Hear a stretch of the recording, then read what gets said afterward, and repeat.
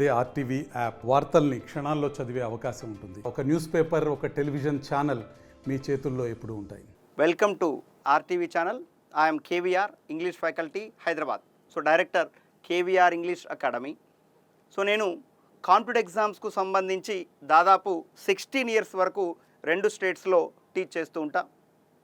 హైదరాబాద్లో present Ramayya DSC coaching సెంటర్లో, అదేవిధంగా గేట్ మాస్టర్స్లో, అదేవిధంగా 21st సెంచరీ ఐఏఎస్ అకాడమీలో, హైదరాబాద్ ఇన్స్టిట్యూట్ ఆఫ్ పోలీస్లో వీటిల్లో టీచ్ చేస్తూ ఉంటా. బట్ ఇప్పుడు ఏపీ తెలంగాణ రెండిట్లో కూడా డిఎస్సికి ప్రిపేర్ అయ్యేటటువంటి వాళ్ళు, ఏపీ తెలంగాణ 2 రాష్ట్రాల్లో టెట్ టు డిఎస్సి ఈ రెండింటికి ప్రిపేర్ అయ్యే వాళ్ళు, అదేవిధంగా టీజీపీఎస్సి నెక్స్ట్ ఏపీపీఎస్సి ప్రిపేర్ అయ్యే వాళ్ళు కూడా బాగా ఉన్నారు. ఈ నేపథ్యంలో ఇంగ్లీష్ పరంగా టెట్ టు డిఎస్సి వాళ్ళకు, టీచర్ పోస్టులకు ప్రిపేర్ అయ్యేటటువంటి వాళ్ళకు ఈ 2 స్టేట్లో కూడా ఆల్మోస్ట్ సిలబస్ ఒకటిగానే ఉంది. బట్ ఇంగ్లీష్ పరంగా ఏమేమి ప్రిపేర్ కావాలి, ఏ టాపిక్ల్లో మనం ఎక్కువ కాన్సన్ట్రేషన్ చేయాలి, తక్కువ కాన్సన్ట్రేషన్ చేయాల్సినవి ఏంటి, 100కి 100% బిట్లు ఏ టాపిక్ల నుంచి కంటిన్యూస్గా ప్రతి టెట్లో వస్తున్నాయి అనేవి ఒకసారి అబ్జర్వ్ చేస్తే, ఫస్ట్ మనం టెన్సెస్ అనే టాపిక్ పైన ప్రిపేర్ కావాలి. అయితే ఇక్కడ జాగ్రత్తగా అబ్జర్వ్ చేయండి. టెన్సెస్ అనేవి టెట్ టు డిఎస్సి పరంగా మనం మాట్లాడినప్పుడు టెట్ ప్లస్ డిఎస్సి ఇంగ్లీష్ ఏమేం టాపిక్లు ప్రిపేర్ కావాలి ఏంటి అని చెప్పేటప్పుడు సాధారణంగా మనం ఫస్ట్ మీరు కాన్సన్ట్రేషన్ చేయాల్సినటువంటి ఏరియా ఏంటి అంటే ఆర్టికల్స్ అనే టాపిక్ కాన్సన్ట్రేషన్ చేయండి. ఈ ఆర్టికల్స్కు సంబంధించి మనం మాట్లాడేటప్పుడు ఏ అండ్ ది అనే ఈ 3 మాటల్ని ఆర్టికల్స్ అంటాం. ఏ అండ్ ది అనేవి ఎప్పుడు యూజ్ చేయాలి, ఎలాంటి సందర్భాల్లో యూజ్ చేయాలి, ఎలాంటి సందర్భాల్లో యూజ్ చేయకూడదు, అలాంటివి కొన్ని రూల్స్ రెగ్యులేషన్స్ ఉన్నాయి. అలాంటి వాటిపైన కాన్సన్ట్రేషన్ చేయండి.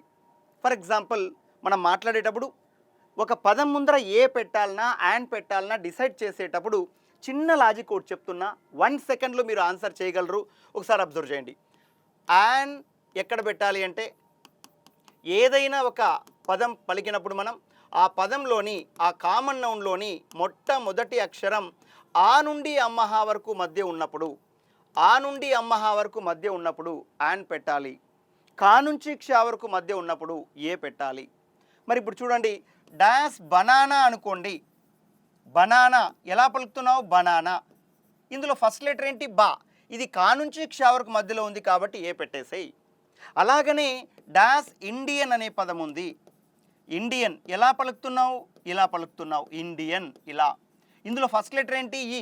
ఈ అనేది ఆ నుండి అమ్మ వరకు మధ్యలో ఉంది కాబట్టి అండ్ పెట్టండి. అలాగనే డాష్ యూనివర్సిటీ అని ఉంది. యూనివర్సిటీ అని ఉంది. మరి యూ అనే మాట వస్తుంది. యూ అనే మాట వస్తుంది కాబట్టి యూ అనేది యా అనే మూలాక్షరం నుంచి వస్తుంది.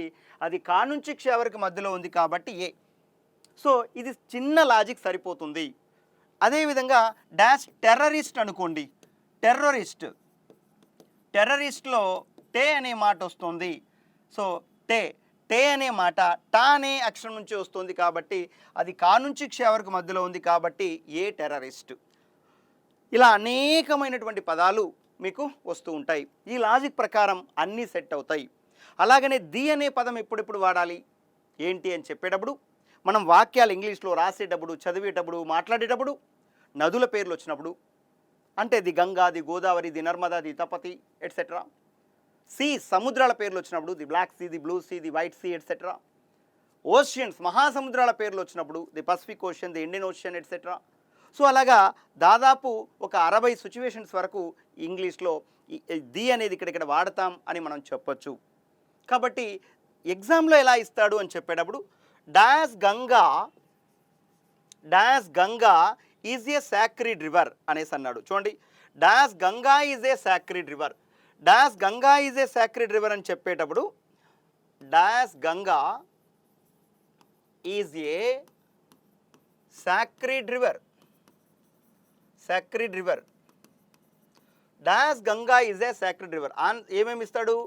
ఏ, అండ్, ది, నో ఆర్టికల్ ఇలా ఇస్తాడు ఆప్షన్స్లో.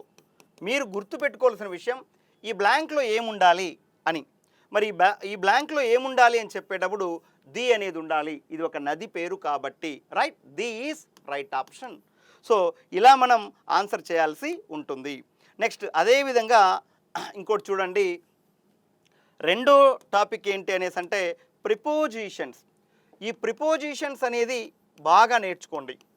ప్రిపోజిషన్ అంటే మీనింగ్ ఏంటి అంటే పిఆర్ఈ ప్రీ అంటే బిఫోర్ అని అర్థం. సో పిఆర్ఈ ప్రీ అంటే మీనింగ్ ఏంటి? బిఫోర్ అని అర్థం. అలాగనే పొజిషన్ అంటే ఏంటి అంటే ప్లేస్ అని అర్థం. బిఫోర్ అంటే చూడండి, preposition, pre means before, position means place. Preposition అంటే విచ్ ఈజ్ ప్లేస్డ్ బిఫోర్. సాధారణంగా ప్రిపోజిషన్స్ను తెలుగులో ఏమంటామంటే విభక్తులు అంటాం. డూ, మూవులు, చేతన్, చేన్, తోడంతో, నందున్నన్, సప్తమి విభక్తి, ఇలాంటివన్నీ విభక్తులు ఉన్నాయి కదా, ఆ విభక్తులనే ప్రిపోజిషన్స్ అంటాం. మీరు ఇక్కడ గుర్తుపెట్టుకోవాల్సినటువంటి విషయం ఏంటి అంటే చాలా బాగా దాదాపుగా 35 ప్రిపోజిషన్స్ చాలా చాలా చాలా ఇంపార్టెంట్ ఉన్నాయి. ఆ 35 నుండి 40 అనుకోండి మ్యాక్సిమం, ఇంకా అంతే. సో అవి అన్నీ కూడా వాటి తెలుగు అర్థాలేంటి, వాటి యూసేజెస్ ఏంటి, ఎలాంటి సందర్భాల్లో వస్తాయి అనేవి మనం నేర్చుకుంటే సరిపోతుంది. ఇక దీనికి మించి అక్కర్లేదు.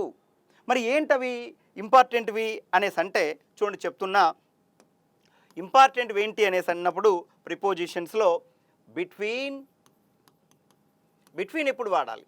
ఎమాంగ్, బిసైడ్, బిసైడ్స్,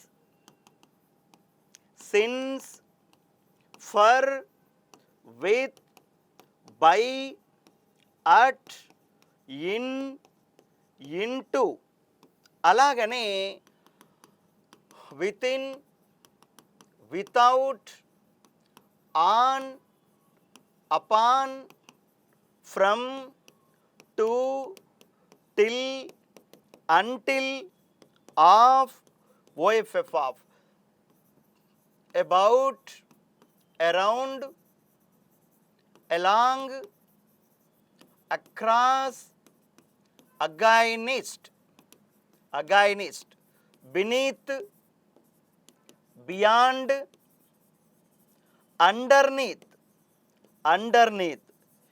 ప్రిపోజిషన్స్కు సంబంధించి ఇవి సరిపోతాయి 100కు 100%. బట్ మీరు చేయాల్సిన పని ఇవి ఎక్కడెక్కడ వస్తాయి ఏంటి అనేది చాలా జాగ్రత్తగా యూసేజ్లు నేర్చుకోవాలి.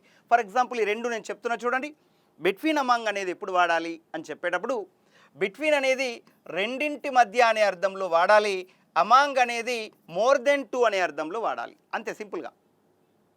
రెండింటి మధ్య అనే అర్థంలో బిట్వీన్ అనే మాట వస్తుంది. రెండు కంటే ఎక్కువ వాటి మధ్య అనే అర్థంలో అమాంగ్ అనే మాట వస్తుంది. So there is a cold war డాస్ ఇండియా అండ్ పాకిస్తాన్ అంటే ఆ రెండు దేశాల మధ్య కాబట్టి బిట్వీన్ వస్తుంది. The 4 brothers distributed the property డాస్ దెమ్సెల్స్. ఇక్కడ నలుగురు బ్రదర్స్ కాబట్టి అమాంగ్ అనే మాట వస్తుంది. అదేవిధంగా the Poona pact was held డాస్ గాంధీజీ అండ్ అంబేద్కర్ అని వచ్చినప్పుడు బిట్వీన్ అనే మాట వస్తుంది. దెర్ ఈజ్ ఎ యూనియన్ డాస్ విలేజర్స్ అని వచ్చినప్పుడు అమాంగ్ విలేజర్స్ అనే మాట వస్తుంది. Among villagers. సో ఇక్కడ ఒకటే మాట గుర్తుపెట్టుకో, రెండింటి మధ్య అనే సెన్స్ నీకు అనిపించినప్పుడు బిట్వీన్ వాడు, రెండు కంటే ఎక్కువ వాటి మధ్య అనే అర్థం నీకు అనిపించినప్పుడు అమాంగ్ అనే మాట వాడు, సరిపోతుంది. సో ప్రిపోజిషన్స్లో ఇవన్నీ మీరు నేర్చుకోవాల్సి వస్తుంది. Right. Next very very very very important topic ఏంటి అంటే టెన్సెస్ అనే టాపిక్. టెన్సెస్ అనే టాపిక్, అసలు టెన్సెస్ అనే టాపిక్ ఎంత ఇంపార్టెంట్ అని మనం చెప్పచ్చు అంటే ఇంగ్లీష్లో టెన్సెస్ అనే మాట స్పోకెన్ ఇంగ్లీష్లో చెప్పేటప్పుడు అయినా, కాంపిటేటివ్ ఎగ్జామ్స్ అయినా, అదేవిధంగా ఏ ఎగ్జామ్కైనా సరే టెన్సెస్ నుంచి బిట్టు లేకుండా క్వశ్చన్ పేపర్ తయారు కాదు. అంత important. But examination point of వ్యూలో, TET DS examination point of వ్యూలో మీరు ఎలా ప్రిపేర్ కావాలి అంటే టెన్సెస్కు సంబంధించి ఈ 12 ఫార్మ్స్ ఆఫ్ టెన్సెస్ ఉన్నాయి. చాలా కన్ఫ్యూజన్, సింపుల్ కన్ఫ్యూజన్ ఉంటుంది పిల్లలకి. ఏంటంటే టెన్స్లు ఎన్ని ఉన్నాయంటే 3 అని చెప్పాలి, ఫార్మ్స్ ఆఫ్ టెన్సెస్ ఎన్ని ఉన్నాయంటే 12 అని చెప్పాలి. టెన్స్లు ఏంటి అంటే ప్రజెంట్, పాస్ట్, ఫ్యూచర్, ఈ మూడింటిని ఏమంటాం? టెన్స్లు అంటాం. ఒక్కొక్క టెన్స్ మళ్ళీ 4 ఉపభాగాలుగా డివైడ్ చేయడం జరిగింది. కాబట్టి ఏంట 4? సింపుల్ అని, కంటిన్యూస్ అని, పర్ఫెక్ట్ అని, పర్ఫెక్ట్ కంటిన్యూస్ అని. సో ప్రజెంట్ అనేది 4 రకాలుగా, పాస్ట్ అనేది 4 రకాలుగా, ఫ్యూచర్ అనేది 4 రకాలుగా డివైడ్ చేయడం వల్ల మొత్తం 12 ఫార్మ్స్ ఆఫ్ టెన్సెస్ అయ్యాయి. అయితే ఇవి నేర్చుకునేటప్పుడు మనం ఏ ఏ అంశాలపైన కాన్సన్ట్రేషన్ చేయాలి అంటే, ప్రతిదీ నేర్చుకునేటప్పుడు 4 టాపిక్లు తెలుసుకోవాలి, అంతే కదా. ఒక రిపోర్టర్ అయినా ఎక్కడికైనా పోయినప్పుడు ఎక్కడ ఇన్సిడెంట్ జరుగుతుంది, ఆ ఇన్సిడెంట్ జరగడానికి మెయిన్ రీజన్ ఏంటి, ఎవరి పాత్రధారులు అక్కడ, రిజల్ట్ ఏంటి నెక్స్ట్ అనే కాన్సన్ట్రేషన్ చేస్తారు. దాన్ని what, where, when, how long ఇలాంటి మాటలకి ఆన్సర్స్ వాళ్ళు తెలుసుకుంటే దట్ ఈజ్ రిపోర్ట్, అంతే. అలాగా ఇక్కడ ఈ టెన్సెస్ అన్నిటిపైన నీకు గ్రిప్ రావాలి అంటే నువ్వు 4 అంశాలపైన కాన్సన్ట్రేషన్ చేయాలి, అంతే చాలు. ఏంటి 4? ప్రతి దాంట్లో కూడా మీరు డెఫినేషన్ నేర్చుకోవాలి. ఫర్ ఎగ్జాంపుల్ ప్రజెంట్ సింపుల్ ఉంది, ప్రజెంట్ సింపుల్ డెఫినేషన్ నేర్చుకోవాలి, రైట్. రెండోది ఏంటి అంటే స్ట్రక్చర్ నేర్చుకోవాలి. మూడోది ఏంటి అంటే క్లూ వర్డ్స్ నేర్చుకోవాలి, క్లూ వర్డ్స్. నాలుగోది ఏంటి అంటే కాంబినేషన్స్. ఇవన్నీ ఉండవు, అన్నిటికీ ఉండవు, కొన్నిటికీ ఉంటాయి. బట్ ఈ 3 మాత్రం ప్రతి దానికి ఉంటాయి, ప్రతిదీ మీరు నేర్చుకోవాలి. ఫర్ ఎగ్జాంపుల్ ఒక 2 నిమిషాల్లో ప్రజెంట్ సింపుల్ గురించి చెప్తాను, జాగ్రత్తగా వినండి. ఏం నేర్చుకోవాలన్నప్పుడు ప్రజెంట్ సింపుల్ ఏ విషయాలు చెప్పడానికి వాడతామంటే, మనం ప్రతిరోజు చేసేటటువంటి పనులు. ఏం చేస్తావు నువ్వు రోజు అనేసి అంటే, sir I wake up at 5 AM daily, I go to ground, I do exercise there in the ground, then I come to my house, I get ready to go to the office, right. I do some work in my office. I return to my house at 6:30. I complete my work. I take lunch, dinner with the members of my family. Then finally I go to bed at 9:30 PM. ఈ వాక్యాలన్నీ మీరు observe చేస్తే present సింపుల్లో ఉన్నాయి. అంటే మీరు రోజువారీ కార్యక్రమాలు, దైనందిన కార్యక్రమాలు, ప్రతిరోజు చేసేటువంటి యాక్టివిటీస్ ప్రజెంట్ సింపుల్లో ఉండేలాగా ప్లాన్ చేసుకోవాలి. కాబట్టి జాగ్రత్తగా అబ్జర్వ్ చేయండి. రోజు చేసేటటువంటి పనులు, జనరల్ ట్రూత్స్ అన్నీ కూడా ప్రజెంట్ సింపుల్లో చెప్పాలి.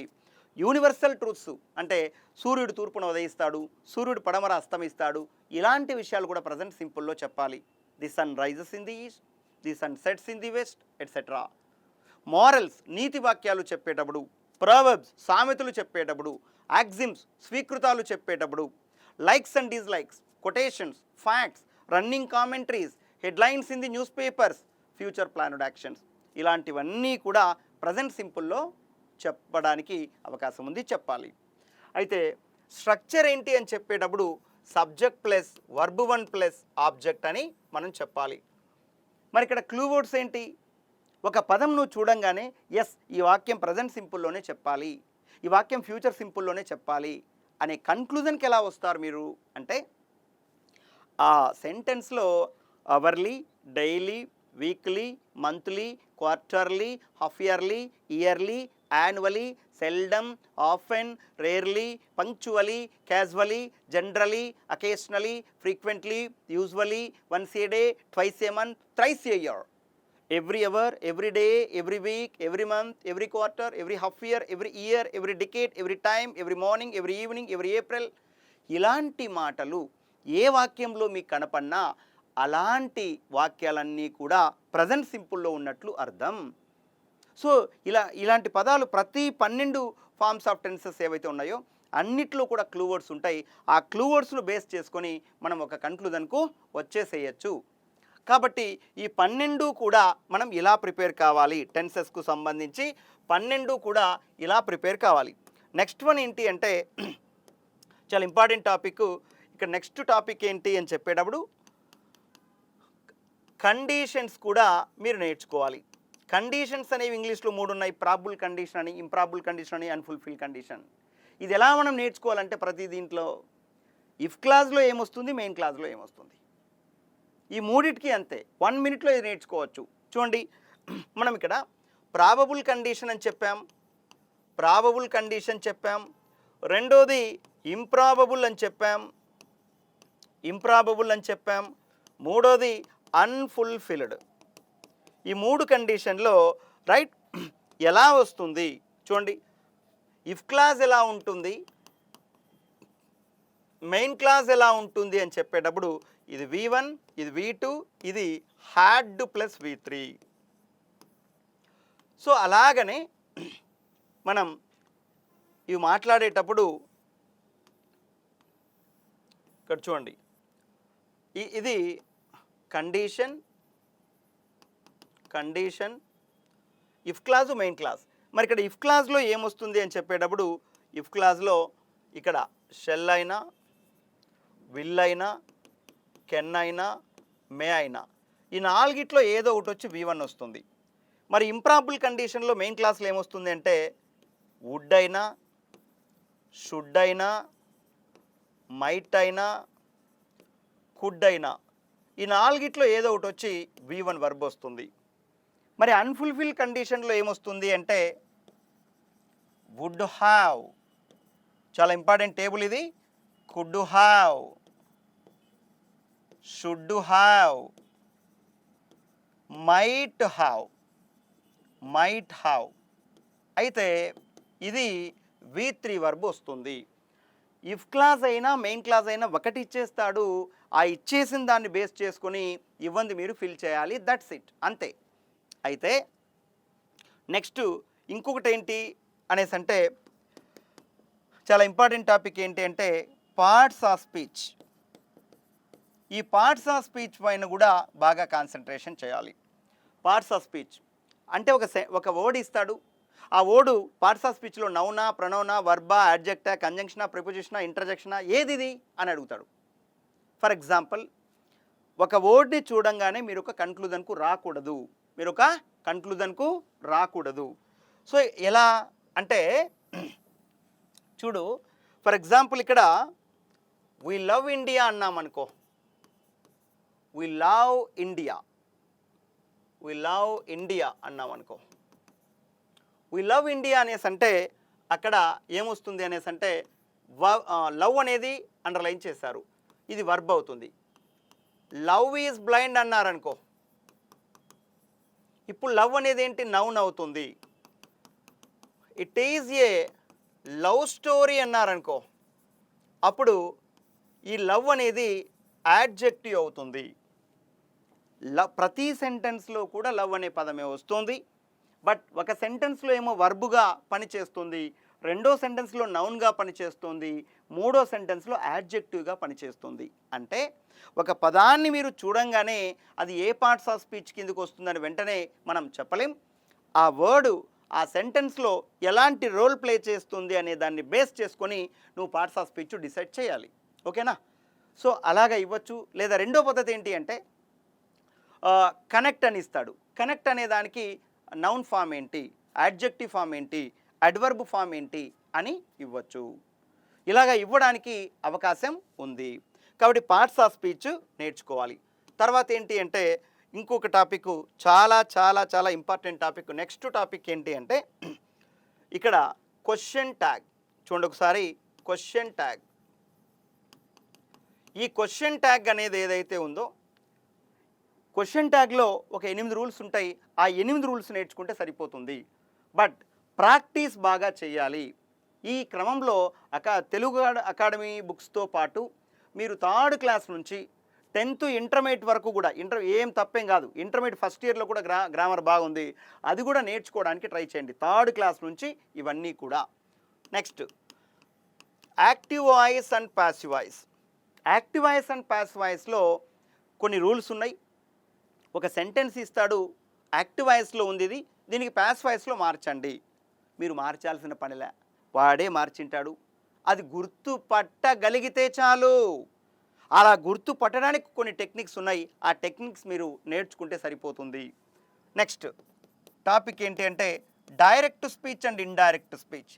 ఇక్కడ కూడా అంతే, ఒక స్పీచ్ డైరెక్ట్ స్పీచ్ నుంచి ఇండైరెక్ట్ స్పీచ్లోకి మార్చేటటువంటి క్రమంలో మనం ఎలా మార్చాలి, రూల్స్ రెగ్యులేషన్స్ ఏమైనా ఉన్నాయా, ఏం నేర్చుకోవాలి. డిఎస్లోని అంటే డైరెక్ట్ స్పీచ్లోని ఇన్వర్టెడ్ కామాస్లో అసెరిటివ్ సెంటెన్స్ ఉంటే ఎలా మార్చాలి, ఇంపరేటివ్ సెంటెన్స్ ఉంటే ఎలా మార్చాలి, ఇంట్రాగేటివ్ సెంటెన్స్ ఉంటే ఎలా మార్చాలి, ఎక్స్క్లమేటరీ సెంటెన్సెస్ ఉంటే ఎలా మార్చాలి, రైట్. సో ఏది ఉన్నప్పుడు ఎలాంటి కనెక్టివ్ వర్డ్ వస్తుంది, అసెరిటివ్ సెంటెన్స్ ఉన్నప్పుడు కనెక్టివ్ వర్డ్గా దట్టు వాడాలి, ఇంపరేటివ్ సెంటెన్స్ ఉండేటప్పుడు కనెక్టివ్ వర్డ్గా టు వాడాలి, ఇంట్రాగేటివ్ సెంటెన్స్ ఉండేటప్పుడు అది yes or no type of question అయితే ఇఫ్ లేదా వెదర్ అని, లేదు WH క్వశ్చన్ అయితే సేమ్ WH వర్డ్ మనం కనెక్టివ్ వర్డ్గా వాడతాం. ఎక్స్క్లమేటరీ సెంటెన్స్ అయితే దట్ అనేది వాడుతూ ఉంటాం. Next one degrees of comparison కూడా నేర్చుకోవాలి. Degrees of comparison, degrees of comparison. So degrees of కంపారిజన్లోనే సింపుల్ ఒక 6 రూల్స్ ఉన్నాయి. ఆ 6 రూల్స్ నేర్చుకుంటే సరిపోతుంది. ఒక డిగ్రీలో ఇస్తాడు పాజిటివ్ డిగ్రీలో, దాన్ని కంపారిటివ్ డిగ్రీలోకి సూపర్లేటివ్లోకి మార్చమంటాడు. లేదు ఒక సెంటెన్స్ ఇస్తాడు, అది ఏ టైప్ ఆఫ్ సెంటెన్స్ అనేసి అడుగుతాడు. Next simple, complex and compound. Simple, complex and compound. Simple, complex and compound బాగా అబ్జర్వ్ చేయండి, ఇవి చాలా ఇంపార్టెంట్. తర్వాత ఎర్రర్ లొకేషన్. ఎర్రర్ లొకేషన్ ఈ మధ్యకాలంలో 4 సెంటెన్స్లు ఇచ్చి ఆ 4 సెంటెన్సుల్లో కూడా ఏది కరెక్ట్ సెంటెన్స్, ఏది రాంగ్ సెంటెన్స్ అని కూడా అడుగుతున్నాడు. రైట్. అదేవిధంగా నెక్స్ట్ టాపిక్ ఏంటి అంటే నెక్స్ట్ టాపిక్ పంక్చువేషన్స్ కూడా నేర్చుకోండి. ఈ పంక్చువేషన్స్లో ఫుల్ స్టాప్ ఎప్పుడు యూజ్ చేయాలి, కామా ఎప్పుడు యూజ్ చేయాలి, అపాస్ట్రఫీ ఎప్పుడు యూజ్ చేయాలి, ఇన్వర్టెడ్ కామాస్ ఎప్పుడు యూజ్ చేయాలి, డాష్ ఎప్పుడు యూజ్ చేయాలి, అదేవిధంగా నెక్స్ట్ వన్ ఎక్స్క్లమేటరీ మార్క్ ఎప్పుడు యూజ్ చేయాలి, క్వశ్చన్ మార్క్ ఎప్పుడు యూజ్ చేయాలి. That's it. వీటిపైన కాన్సన్ట్రేషన్ పెంచుకోండి. Next one functional English. Functional English.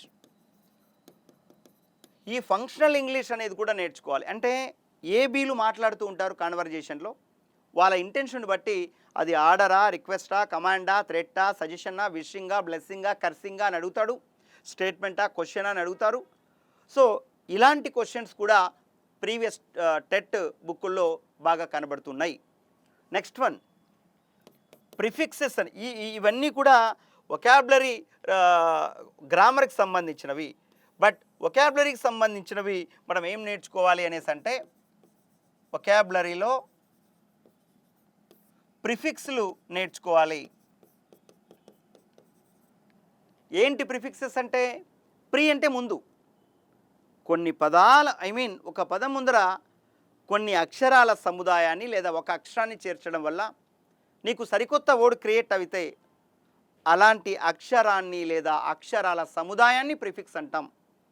For example mono అనుకోండి, మోనోపొలి, ఇందులో మోనో అనేది ప్రిఫిక్స్ అంటాం కదా. మోనో అనేది ప్రిఫిక్స్.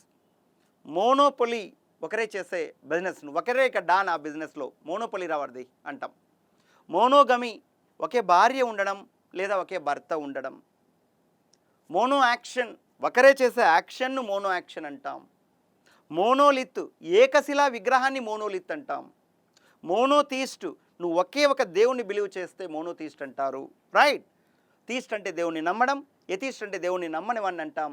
మోనోథీస్ట్ అంటే ఒకే ఒక దేవుణ్ణి నమ్మేవాడిని మోనోథీస్ట్ అంటాం. బైథీస్ట్ అంటే ఇద్దరు దేవతలు నమ్మేవాళ్ళని అంటాం. పాలీథీస్ట్ అంటే చాలామంది దేవతలను నమ్మేవాడిని అంటే బహుదేవతారాధకుడు అంటాం. రైట్. అలాగని ఈ ప్రిఫిక్సెస్ అనేవి నేర్చుకోవాలి. బై అంటే 2, బైగమి అంటే ఇద్దరు భార్యలు ఉండడం లేదా ఇద్దరు భర్తలు ఉండడం. సో దట్ ఇక్కడ బై అన్నా, డబల్ అన్నా, ట్విన్స్ అన్నా, పెయిర్ అన్నా, డియో అన్నా, డ్యూయల్ అన్నా, కపుల్ అన్నా, యాంఫీ అన్నా, యాంబీ అన్నా, డై అన్నా, ఇవన్నీ కూడా 2 అనే అర్థాలలో యూజ్ చేస్తాం. కాబట్టి ప్రిఫిక్స్లు ఎన్ని వీలైతే అన్నీ నేర్చుకోవాలి. 3వ క్లాస్ నుంచి 10వ క్లాస్ వరకు మొత్తం ఇది చూసినా కూడా ప్రిఫిక్సెస్ సఫిక్సెస్ మొత్తం 100 కంటే ఏం మించవు. కాబట్టి మీరు ఇవన్నీ కూడా నేర్చుకోవడానికి ట్రై చేయండి. మరి ఇక్కడ సఫిక్సెస్ అంటే ఏంటి? పదం చివరన యాడ్ చేసేది. ఫర్ ఎగ్జాంపుల్ డాష్, చూడండి బాగా అబ్జర్వ్ చేయండి. డాష్ సైడ్ అనుకో, ఒక పదం చివరన సిఐడిఈ సైడ్ అని వస్తే కిల్లింగ్ లేదా మర్డర్ అని అర్థం. మ్యాట్రీసైడ్ అంటే మ్యాట్రీసైడ్ తల్లిని చంపేయడం. ప్యాట్రీసైడ్ అంటే మనం ప్యాట్రీసైడ్ అనే మాట యూజ్ చేస్తూ ఉంటాం. ప్యాట్రీసైడ్ అంటే ఫాదర్ను చంపేసేయడం. ఫ్యాట్రీసైడ్ అంటే బ్రదర్ను చంపేసేయడం. సోరోసైడ్ అంటే సిస్టర్ను చంపేసేయడం. ఇన్ఫాంటిసైడ్ అంటే చిన్నపిల్లలను చంపేసేయడం. అదేవిధంగా జనోసైడ్ అంటే ఒక జాతి మొత్తాన్ని చంపేసేయడం. రైట్. అదేవిధంగా మ్యారిటీసైడ్ అంటే హస్బెండ్ను చంపేసేయడం, అగ్జారీ సైడ్ అంటే భార్యను చంపేసేయడం, ఇలా చాలా చాలా వస్తాయి. సో సఫిక్స్లను బేస్ చేసుకొని కొన్ని పదాలు మనం నేర్చుకోవాలి. దీని తర్వాత వన్ వర్డ్ సబ్స్టిట్యూషన్స్, అలాగనే ఇడియమ్స్ అనేవి కూడా మీరు నేర్చుకోవాలి. ఇడియమ్స్ పైన ఈ మధ్య కాలంలో ఇడియమ్స్ పైన బాగా బిట్లు పడుతున్నాయి. ఏ వైట్ ఎలిఫెంట్ అంటున్నాడు. ఏ వైట్ ఎలిఫెంట్ అంటే ఏంటి అంటే ఎక్స్పెన్సివ్ అనే సెన్స్లో మనం యూజ్ చేస్తాం, రైట్? సో నెక్స్ట్ వన్ ఏంటి అంటే ఫ్రేజల్ వర్బ్స్. ఈ ఫ్రేజల్ వర్బ్స్ అంటే ఏంటి అంటే వర్బుతో పాటు ప్రిపోజిషన్ లేదా వర్బుతో పాటు అడ్వర్బ్ కానీ యాడ్ అయితే ఆ కాంబినేషన్ను మనం ఫ్రేజల్ వర్బ్ అనేసి అంటాం. కాలప్ న్యూస్ పేపర్లో మనం చదివేటప్పుడు okay, chief minister Revanth Reddy called on prime minister Narendra Modi in Delhi అని వస్తుంది.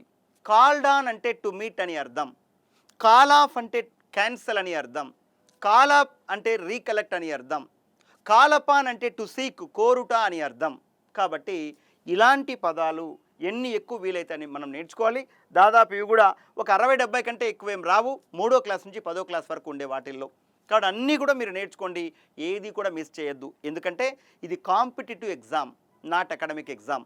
మళ్ళీ ఎప్పుడు పడుతుందో డిఎస్సి ఏంటో మనం చెప్పలేం. కాబట్టి ఎగ్జామ్ పాయింట్ ఆఫ్ వ్యూలో మీరు ప్రిపేర్ అయ్యేటప్పుడు రైట్ ఎప్పుడైనా కూడా ఇదే నా జీవితంలో లాస్ట్ రిక్రూట్మెంట్ అని ఫిక్స్ అయ్యి ప్రిపేర్ కావాలి, రైట్? అప్పుడే స్ట్రాంగ్ ప్రిపరేషన్ మొదలవుతుంది. నెక్స్ట్ వన్ ఏంటి అంటే స్పెల్లింగ్స్. ఈ స్పెల్లింగ్స్ అనేవి కూడా చాలా చాలా ఇంపార్టెంట్. ఈ మధ్యకాలంలో చూడండి, మనకు రెగ్యులర్గా మనం మాట్లాడుతుంటాం కానీ స్పెల్లింగ్లు మిస్టేక్ అవుతూ ఉంటాయి. విజిల్ చెప్పమంటే మనం వినింటాం, మాట్లాడింటాం, కానీ స్పెల్లింగ్ రాదు. WHISTLE. Commissioner, commissionerate, encyclopaedia. చూడండి, ఎన్సైక్లోపీడియా, కాకొర్ర ఫిఫోబియా, ఇవన్నీ కూడా బుక్స్లో ఉండేటివి ఉన్నాయి. అవన్నీ కూడా మనం నేర్చుకోవాలి, రైట్? బుక్స్లో ఏవైతే 3వ క్లాస్ డిఎస్సి పరంగా నేను మాట్లాడుతున్నా, మిగతా కాదు. 3వ క్లాస్ నుంచి 10వ క్లాస్ వరకు ఇంగ్లీష్ టెక్స్ట్ బుక్స్లో ఏవైతే స్పెల్లింగ్స్ ఉన్నాయో అన్నీ కూడా ఇంత మ్యాక్సిమం వీలైతే అంత మ్యాక్సిమం నేర్చుకోవడానికి ప్రయత్నం చేయండి. సో అలాగనే హోమోఫోన్స్ అని ఉన్నాయి. హోమో అంటే సేమ్, ఫోన్స్ అంటే పలకడం, ఒకే విధంగా పలుకుతాం కానీ అర్థాలు వేరుంటాయి. చూడు, క్యాన్వాస్ షూస్ అంటాం, అవునా? అయితే టీచర్లు మేము క్యాన్వాసింగ్కి వెళ్ళామంటాం. అంటే ప్రచారం అనే అర్థం వస్తుంది, మళ్ళీ ఇంకోటి కూడా వస్తుంది, CANVAS క్యాన్వాస్, CANVASS క్యాన్వాస్, ఇలా. సో చాలా ఉంటాయి ఇలాంటివి. నెక్స్ట్ వన్ ఏంటి అంటే సినానియమ్స్, యాంటోనియమ్స్. ఈ నేను బోర్డులో ఏవైతే రాశానో ఈ టాపిక్ల పైన గ్రామర్ పరంగా బాగా నేర్చుకోండి. దీంతో పాటు మీరు మెథడాలజీ పైన కూడా కాన్సన్ట్రేషన్ చేయండి. బట్ ప్రీవియస్ బిట్లు ఎన్ని వీలైతే అన్ని బాగా చేయండి, అన్నీ నేర్చుకోండి ప్రీవియస్ బిట్లు. And at the same time knowledge రావాలంటే, ప్రతి టాపిక్ పైన నాలెడ్జ్ రావాలి అంటే ప్రాక్టీస్ బిట్లు ఎన్ని మ్యాక్సిమం వీలైతే అన్ని మ్యాక్సిమం మీరు చేయండి. సో ఈ ప్రిపరేషన్ టైంలో వదంతులు మీరు నమ్మకండి, ఏవి కూడా ఎప్పుడు కూడా, రైట్? ఎప్పుడు ఎగ్జామ్ పెట్టినా మనం రాసేదానికి సిద్ధంగా ఉండాలి, అలా ప్రిపరేషన్ మొదలు పెట్టండి. సో వదంతులపైన కాన్సన్ట్రేషన్ ఓవర్గా చేయకుండా మీ ప్రిపరేషన్ స్థాయిని, శైలిని ఎప్పటికప్పుడు మార్చుకుంటూ విజయం వైపు మీరు వెళ్ళండి, right? All the best all of you. Thank you. ఈ అవకాశం నాకు ఇచ్చినటువంటి RTV యాజమాన్యానికి థ్యాంక్స్ చెప్పుకుంటున్నా. Thank you all of you. మరిన్ని వీడియోస్ కోసం ఛానల్ ని సబ్స్క్రైబ్ చేయండి, లేటెస్ట్ అప్డేట్స్ కోసం వాట్సాప్ ఛానల్ ని ఫాలో చేయండి, అండ్ లింక్ డిస్క్రిప్షన్ లో ఉంది.